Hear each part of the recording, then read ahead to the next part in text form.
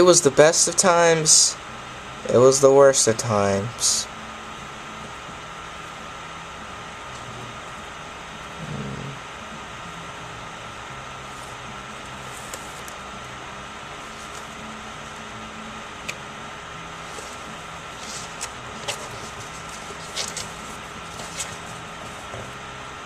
Dog carcass in alley this morning. Tire tread on burst stomach. City's afraid of me. I've seen its true face. The streets are extended, gutters, and the gutters are full of blood. And when the drains finally scab over, all the vermin will drown. Damn.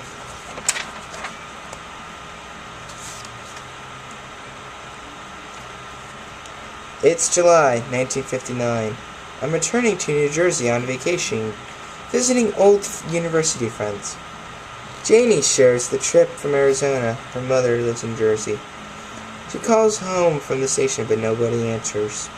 We visit the amusement park, killing time until her mother returns.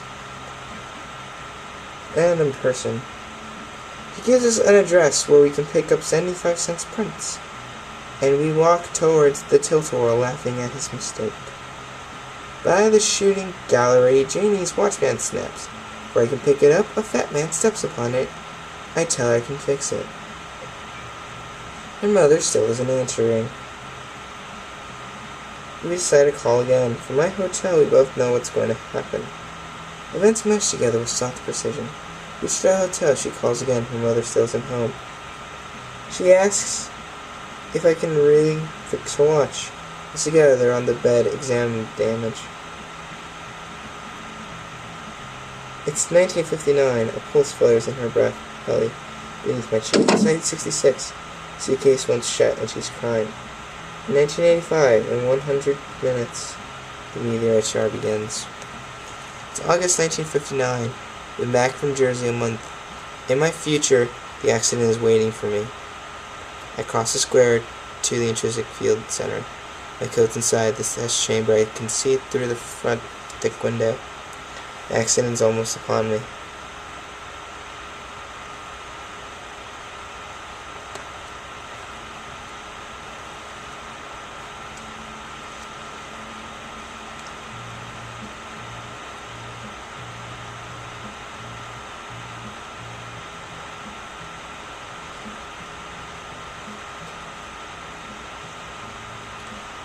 Not even Alexander's ingenuity. Both sides realized the suicide implications of nuclear conflict.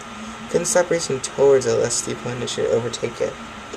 Meanwhile, expansive arsenals suspend upon their old, their sick, and their homeless, their children's educations. As stockpiles grew, computers reduced human involvement. The spectre of accidental apocalypse stalked you ever closer.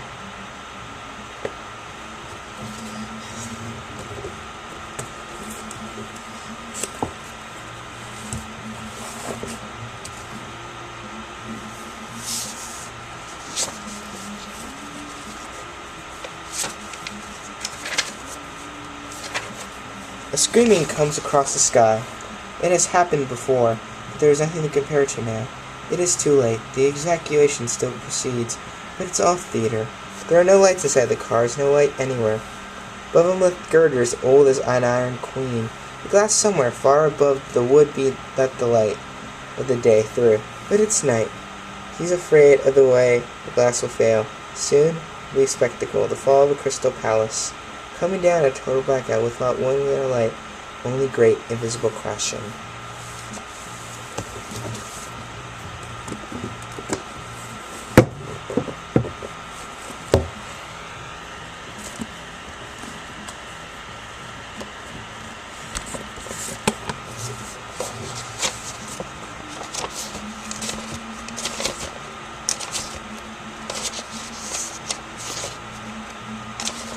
If you really want to hear about it, the first thing you'll probably want to know is where I was born, and what my lousy childhood was like. How my parents were occupied with all before they had me, and all that David Copperfield kind of crap. But I don't feel like going into it. If you want to know the truth, in the first place, that stuff bores me. And in the second place, my parents would have about 2 hemorrhages apiece if I told anything pretty personal about them. They're quite touchy about anything like that, especially my father. They're nice and all. I'm not saying that, but they're also touchy as hell. Besides, I'm not going to tell you my whole goddamn autobiography or anything. I'll just tell about this madman stuff that happened to me around like last Christmas, just before I got pretty run down and had to come out here, take it easy. I mean, that's all I told DB about. He's my brother and all. He's in Hollywood. He's not too far from this crummy place. He comes over and visits me practically every weekend. He's going to drive me home when I go home next month, maybe. Yeah, Jaguar. Those little English jobs that can do me around 200 miles an hour. Cost him damn near $4,000 bucks. He's got a lot of dough, though. He didn't used to. He used to be just a regular rider. And he was, built this terrific big short stories, the Secret Goldfish. In case you never heard of them, the best one in it was the Secret Goldfish. It was about a little kid who wouldn't let anybody look at his goldfish because he thought he bought with his own money. Killed me. I was in Hollywood. DB. Being a prostitute. It's one thing I hate. It's the movies. Don't even mention them to me. I want to start telling is the day I left Pensy Prep. Pensy Prep is a school that's in Angerstown, Pennsylvania. Probably heard of it. Probably seen the ads anyway. They advertise it about 1,000 magazines. Always showing some hotshot guy on a horse jumping over a fence. And he said all you ever did at Pensy was play polo all the time. I never even once got a horse anywhere near this place. Since the guy on the horse's picture says since 1888 we've been young young boys and these splendid clear-thinking young men. Strictly for the birds. They don't do any more molding at Pensy than at any other school. And they do anybody there that was splendid and clear-thinking at all. Maybe 2 guys, if that many. Probably came to Pensy that way.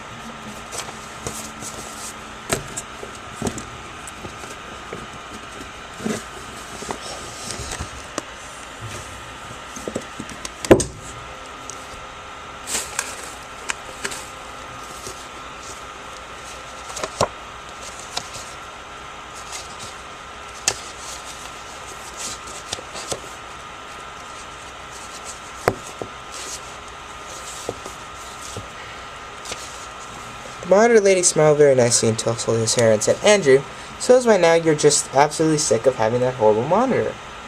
Well, I have good news for you. That monitor's going to come out today. I'm going to take it right out, and it won't hurt a bit.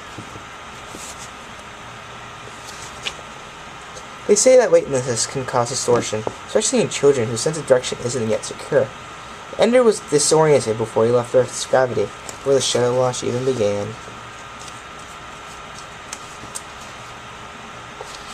They filed clumsily into the battle room like children in a swimming pool for the first time, clinging to the handholds along the side. No gravity was frightening, disorienting. They soon found that things went better. They didn't use their feet at all. Suicide. Pointless. Meaningless self-destruction. They had to follow orders now. This was battle, not school.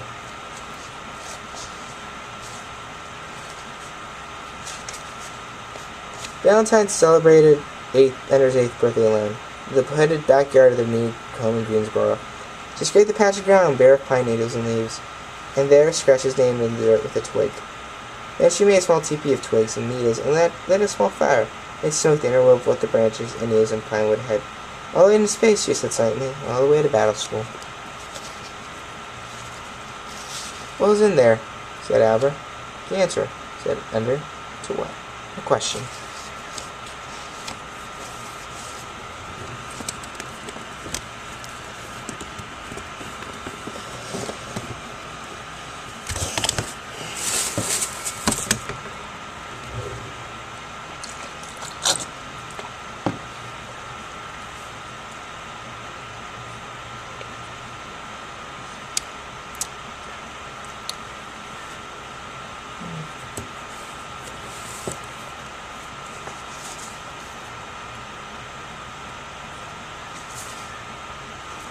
The only light outside came from a single bulb, which hung from a pole, high and far away. All was quiet outside, except for the guards, who cooed like doves, and the liquid began to flow. Gobs of it bit out the doorway, plopped to the ground. It was the next last human being to reach the door. Hobo was last. Hobo could not flow, could not plop. He wasn't liquid anymore. He was stone. So it goes.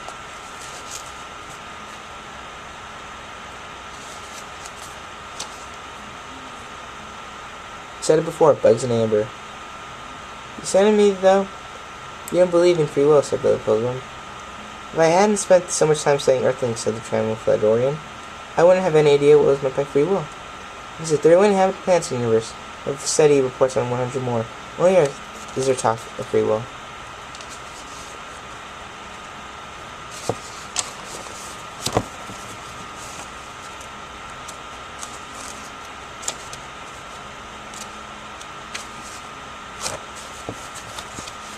Here is how Billy Pilgrim lost his wife Valencia. Conscious in the hospital in Vermont when the airplane crashed into the Sugar Brush Mountain. Valencia, having heard about the crash, was driving from Ilum to the hospital in the Cadillac held Coupe de Ville. Valencia was hysterical because she had been told frankly that Billy might die, or that if he lived he might be a vegetable. Valencia adored Billy. She was crying and yelping so hard as she drove that she missed the correct turn off from the doorway. She applied her power brakes and the Mercedes landed to her from behind. Nobody was hurt, thank God. But because both drivers were wearing seatbelts, thank God. Mercedes lost only a headlight, but the rear end of the Cadillac was a body fender. Man's wet dream. Trunk fenders collapsed. The gaping truck looked at them like the idiot. Fenders shrugged. The bumper was a high part with the port arms. Reagan for president, the sticker on the bumper said. Back window was pavement. Driver the Mercedes got out and went to Valencia. And she was alright. She blabbed to circle by Billy with the airplane crash. When she arrived at the hospital, people rushed to the window to see what was going on. The Cadillac Beaumonters gone sound like a heavy bomber coming in with a repair. Valencia turned off the engine, but then she bumps against the steering wheel, and the warm Billy steadily. The doctor and nurse ran to find lots of trouble. Valencia was unconscious, overcome by monoxide. She was a heavily agitated. An hour later, she was dead. So it goes.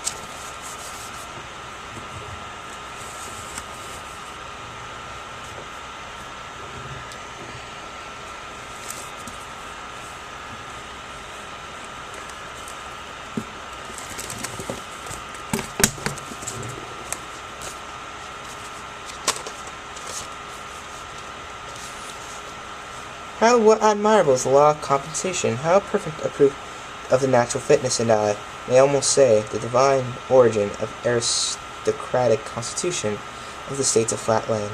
By a judicious use of law of nature, the polygons and circles are almost always able to stifle sedition in this very large cradle.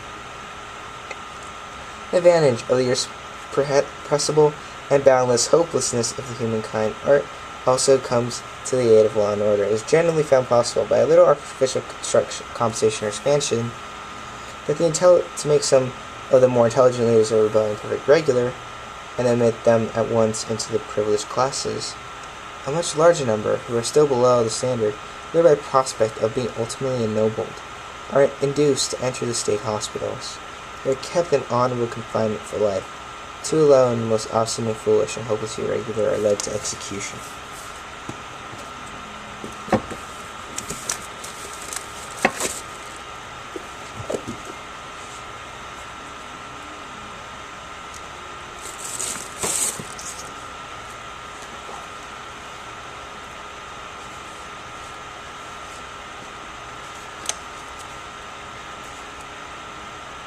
What was the root, and one single cause in which the Protestants united? They said that their obsession was with divine grace. Uniting their attack on the weather priesthood under the bishops and pope, their monopoly on the system of grace, the Roman Church, they said, made a political and financial game out of playing people's fear of hell. The process, the biblical theme of loving God, was lost. Catholic reformers agreed with this attack in part, but wanted to make changes within the Church, not by throwing out or going exile from it. Those were Protestant lost patience, status, in some cases, limb in life. It was never going to be again united in faith. Exploring the balance in North America was forced to reflect the battles over faith that divided Europe.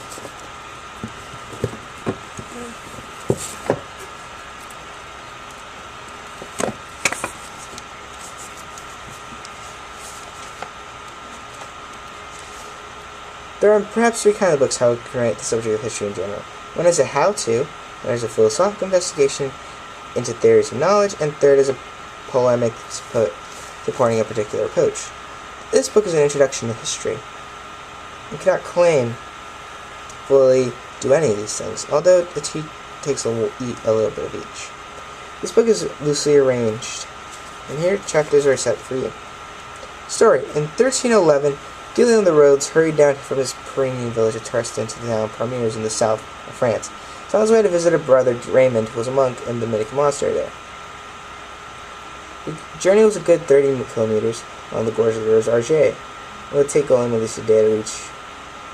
When he reached the monastery, his brother had frightening news. Gwen had recently visited the monastery. It was called Dijon. They posed a real threat to the brothers. Dijon apparently offered to help catch heretics. The Altiers. They were based in a Pyrenean village.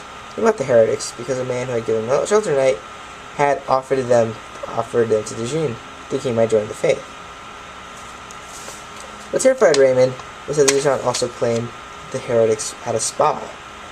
The spy, the Beacon said, was linked to the heretics to his brother, a member of the lady and a friend of the Altiers. The alleged spy was Raymond.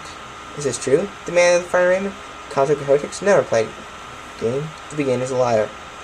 This is also a lie. He met the heretics in the spring of 1298. He had listened to the preaching, had given them food, shelter, and was in fact related to them. They were his uncles. The Altiers recently returned from Lombardy, previously been notaries, and whether they had converted the Catholic faith, which had been dominant in southern France during the 13th century, but had died out in more recent years. The Altiers want to start a revival.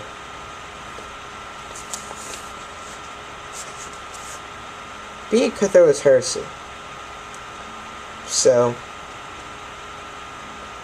Dijon was a threat to their brothers. With the Guilhems, all four of them, found Dijon on a mountain road and followed him. So, while pretending they were leading him, that be doing, tried to get in the village and learn. And once they could, they grabbed him, struck him so hard that he had not the strength to cry out. Took him to the mountains, and Leonard asked them if it was true they wanted to capture heretics. Maybe it was, and Philippe Imperial wanted to just throw him off a great cliff into a crevice where he died. Murder remained secret for years. Being the roads and Raymond, the Romans and the Altiers were safe.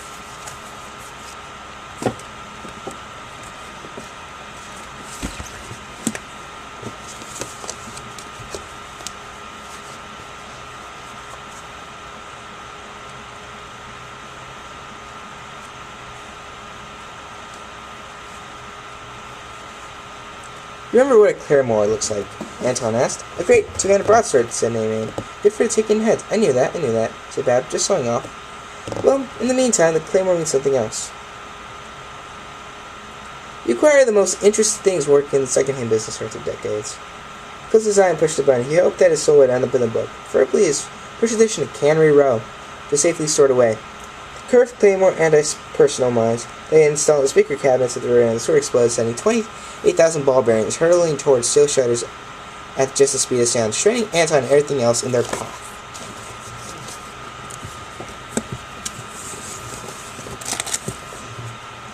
Snape killed Dumbledore. Kaiser Soze is Kevin Spacey. Tyler Laurent is not real. J.R. shot Dallas. Spoiler alert, spoiler alert. And Luke is the son of Darth Vader, and it was a sled. Happy April Fools, guys! I am totally doing a regular post. My April Fool's joke was that I was totally putting a post, and I didn't, and now I'm actually going to do my actual vlog, and so, yeah, hope you guys like that. Random post history, the links of all this are going to be around. Still the novels. The history stuff, I think Madison would probably just be interested in, and you can get to me later. So, laters!